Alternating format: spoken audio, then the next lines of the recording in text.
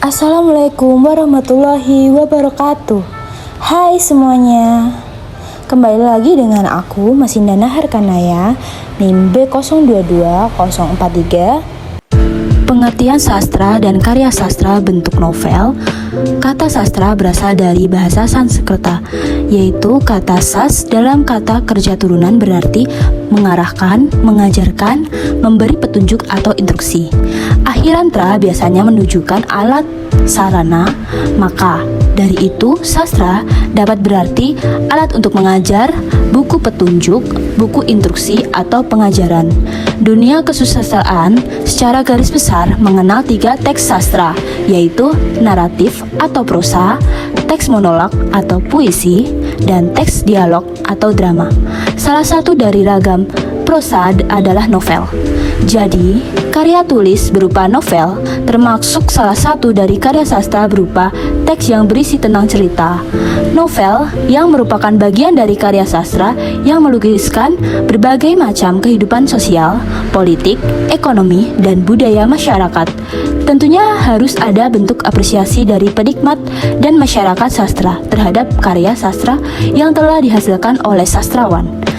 Dalam Kamus Besar Bahasa Indonesia, novel diartikan sebagai karangan prosa yang panjang yang mengandung rangkaian cerita kehidupan seseorang dengan orang-orang di sekelilingnya, dengan menonjolkan watak dan sifat setiap pelaku. Ada beberapa jenis novel dalam sastra. Jenis novel mencerminkan keragaman tema dan kreativitas dari sastrawan, yang tak lain adalah pengarang novel. Dalam video ini akan dijelaskan pada jenis-jenis novel religius. Novel ini bisa saja merupakan kisah romantis atau inspiratif yang ditulis melalui sudut pandang religi, atau novel yang lebih mengarah kepada religi meski tema tersebut beragam. Era 2010-an ini, novel jenis ini banyak menjadi tema utama dalam karya Habibur Rahman El-Shirazi, Ahmad Fuadi, Abidiyah, Al-Kaili, dan lain-lainnya. Habibur Rahman El-Shirazi disebut-sebut sebagai novelis nomor 1 di Indonesia, atau dinobatkan oleh Insani Universitas Diponegoro Semarang pada tahun 2008. Sastrawan kerap kali disapa Kang Abi ini juga mendapatkan reward dari Harian Republik sebagai tokoh perubahan Indonesia di tahun 2007. Ia dilahirkan di Semarang, Jawa Tengah pada tanggal 30 September 1976. Proses lahirnya novel Ayat-Ayat Cinta berawal dari kepulangan Habibur Rahman dari Mesir pada tahun 2003. Lalu sebuah kecelakaan menimpanya. Kaki kanannya patah sehingga ia tidak bisa mengajar di Yogyakarta yang bergaji 100.000 dan tidak bisa pula mementaskan teater. Lalu Kang Abik begitu sapaannya mencurahkan waktunya untuk menulis novel. Awal Habibur Rahman menulis cerita pendek, kemudian membuat kisah-kisah Islami, dan saat itulah Habibur Rahman menulis novel Ayat-Ayat Cinta dalam kondisi tidak bisa kemana-mana. Siang malam ia menulis novel Ayat-Ayat Cinta, adapun inspirasi dari novel Ayat-Ayat Cinta.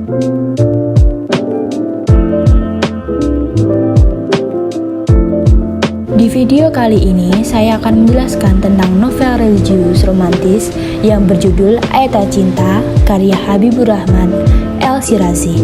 Topik yang diangkat adalah konsep tasawuf dan relevansi novel tersebut dalam pengembangan akhlak al-karimah. Sebelumnya saya akan menjelaskan tentang tasawuf.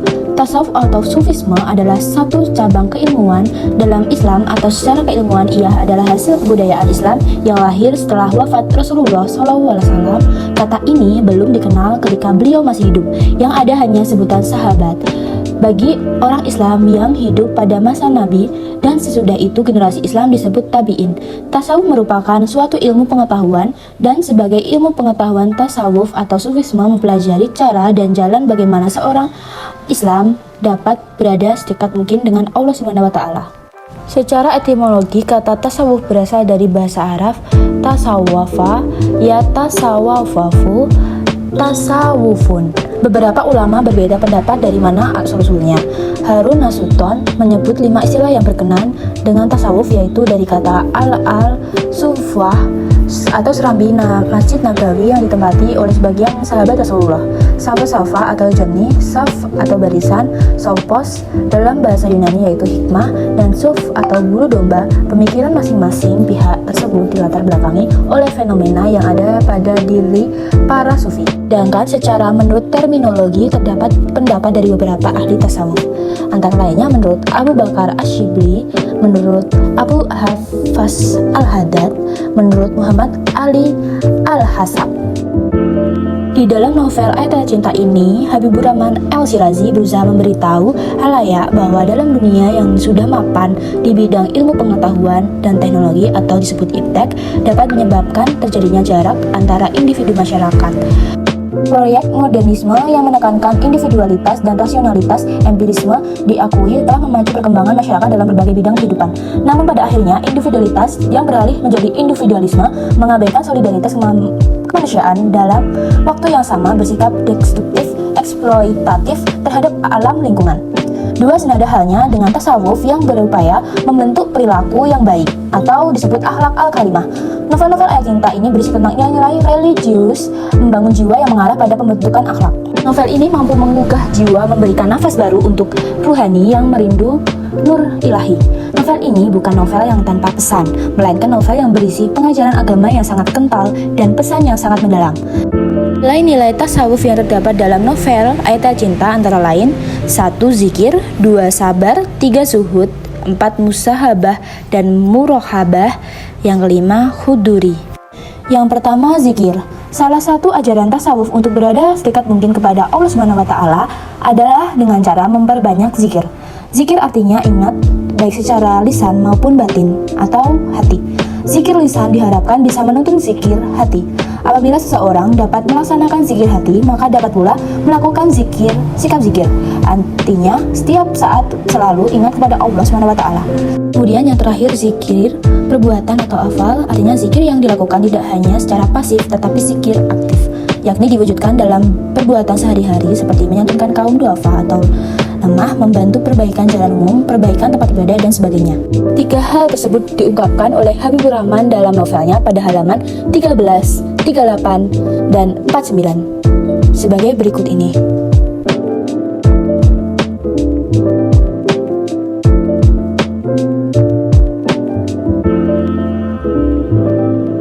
Yang kedua, sabar. Salah satu dari tingkatan sabar yaitu ifah. Ifah adalah berhati-hati dalam menjaga kehormatan diri, menjaga kehormatan keluarga, masyarakat, dan agama. Karena dengan kehormatanlah akan terjaganya kesinambungan hidup manusia.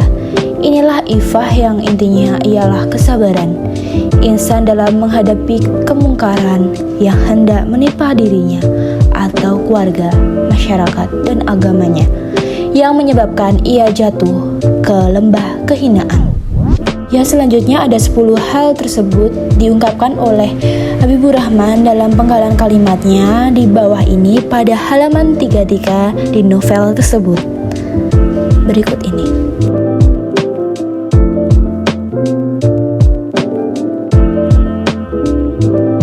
Di situ juga dijelaskan bahwa sabar merupakan salah satu sifat terpuji yang sangat disukai oleh Allah SWT dan Rasulullah. Sabar itu mampu menahan diri dari segala sesuatu yang tidak disukai karena mengharapkan ridho dari Allah SWT. Yang ketiga, zuhud. Zuhud adalah sikap menjauhi diri dari segala sesuatu yang berkaitan dengan dunia. Seseorang yang zuhud seharusnya hatinya tidak terbelenggu atau hatinya tidak terikat oleh hal-hal yang bersifat duniawi dan tidak menjadikan sebagai tujuannya hanya sarana untuk mencapai derajat ketakwaan yang merupakan bekal untuk akhirat. Yahya bin Muaz, salah satu tokoh sufi, menyatakan sikap zuhud akan melahirkan kedermawaan. 13.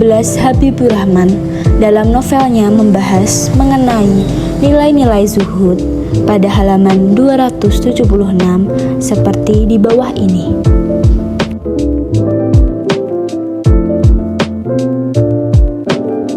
Di situ juga disebutkan zuhud bukanlah tidak mencintai dunia serta tidak identik dengan kemiskinan.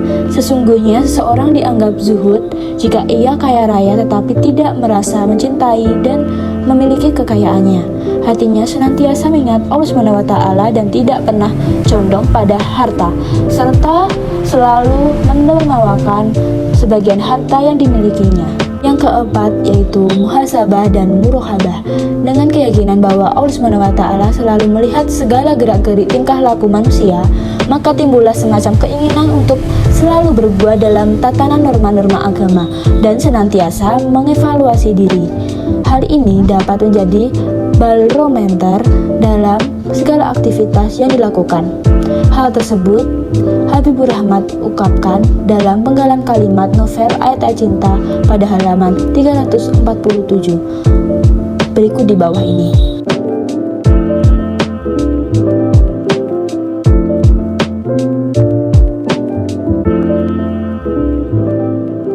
Terakhir, huduri. Huduri pada dasarnya adalah pengetahuan tentang makna sesuatu yang telah dihadirkan dalam jiwa seseorang. Ia bukan tentang objektif yang justru dipandang absen atau tidak hadir dalam jiwa seseorang dan karena itu tidak bisa dikenal secara langsung. 24 Habibur Rahman menggambarkan sosok Fahri dan sang gurunya yang mengalami huduri pada halaman 181 sebagai berikut ini.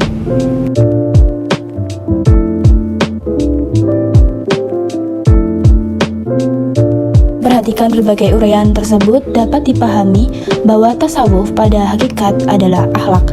Menurut Juinat atau Nuri, tasawuf tidak tersusun dari praktek dan ilmu, tetapi ia merupakan akhlak. Siapapun yang melebihimu dan nilai akhlak berarti melebihimu dalam tasawuf. Maksudnya, ia bertindak sesuai dengan perintah dan hukum Allah yang dipahami dalam pengertian rohaninya yang terdalam tanpa mengingkari bentuk-bentuk luarnya. Sehingga tidak akan ada benturan apabila nilai-nilai yang terdapat dalam tasawuf dikaji secara filosofi karena Islam adalah rahmatan lil alamin. Berdasarkan uraian tersebut, peneliti membuat sesuatu bagan yang akan menampilkan bahwa di dalam novel Ayat-Ayat Cinta karya Habibur Rahman El-Shirazi mengandung nilai-nilai tasawuf dan memiliki relevansi dalam pengembangan akhlak al-karimah, di mana novel Ayat-Ayat Cinta mengandung nilai religiusitas yang apabila disandingkan dengan tasawuf termasuk dalam karakteristik tasawuf akhlak, yakni tahali yang menghendaki pembiasaan diri dengan perbuatan terpuji atau akhlak mulia yang biasa disebut dengan akhlak al-karimah. Sekian video dari saya, jika ada kurang lebihnya mohon maaf. Wassalamualaikum warahmatullahi wabarakatuh. Bye.